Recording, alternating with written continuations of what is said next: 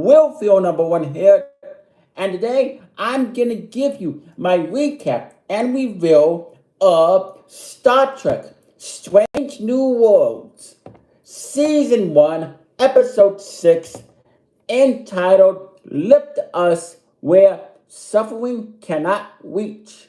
It was written by Robin Wasserman and Bill Wolkoff, and it was directed by Andy Armageddon.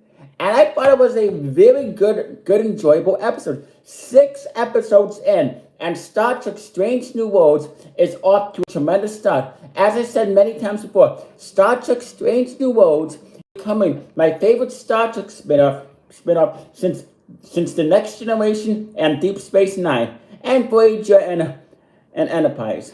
But I haven't felt this excited about a Star Trek series since The Next Generation and Deep Space Nine. Okay, let's begin with the recap, shall we? Here we go.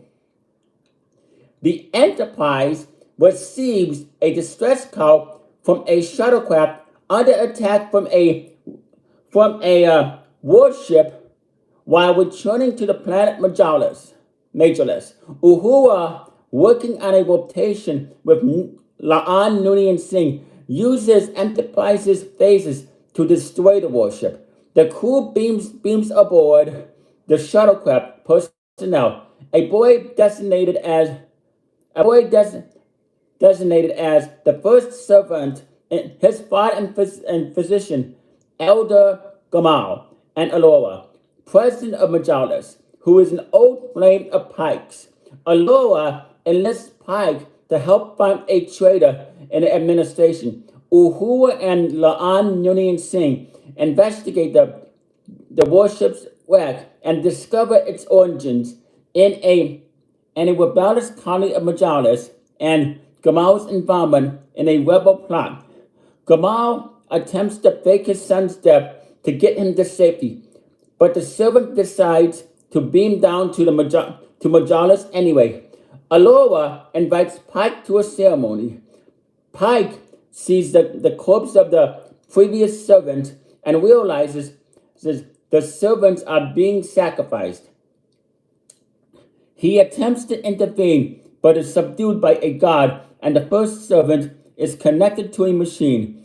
When Pike awakens, Alora reveals the reason behind the escape attempt and the rebellion. Majorless' basic needs are met by computers powered by the servants. Children randomly selected to sacrifice themselves. Upon learning this, Pike warns Alora that he plans to report this to Starfleet. Alora hopes that Pike will see her way, but he transports back to Enterprise. Resolute in his stance, Gamal advises M'Benga on his daughter's condition and leaves Enterprise for the colony, hoping he can save future servants from their fate. And I would give this episode a solid 9 out of 10, 2 thumbs up, way up, and an A triple plus, and 5 stars.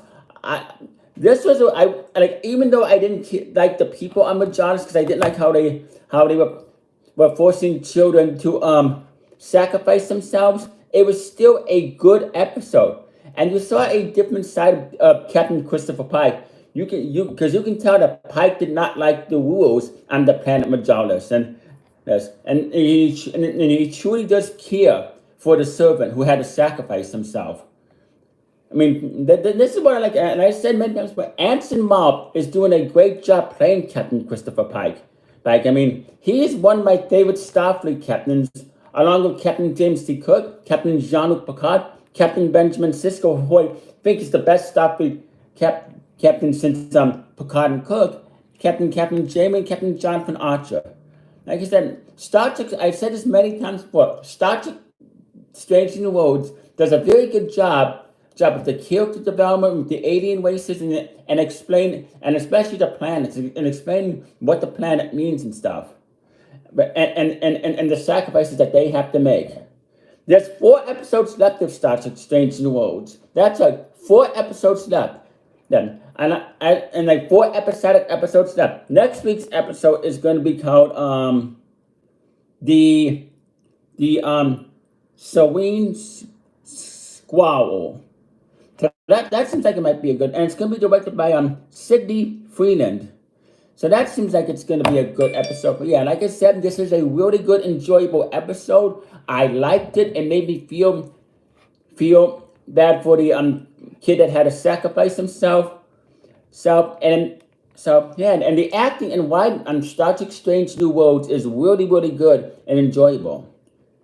As I said many times before, Anson Mount is doing an amazing job playing Captain Christopher Pike. Ethan Peck is doing a good job playing Spock, and I also like the scene between Spock and the servant, and you could tell that Spock definitely cares for the boy. He really does. Because right there he was showing his human side instead of his Vulcan side, and I'm really liking Dr. M'Benga and him desperately trying to find a cure for his daughter.